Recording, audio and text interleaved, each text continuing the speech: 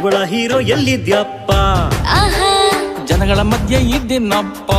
ಓಹೋ ನಾನು ನಂದಿನಿ ಪಿಜಿಲಿರ್ತೀನಿ ಅವನ್ಗಾಗಿ ಕಾಯ್ತೀನಿ.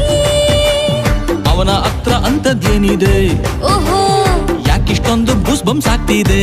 ಆಹಾ 650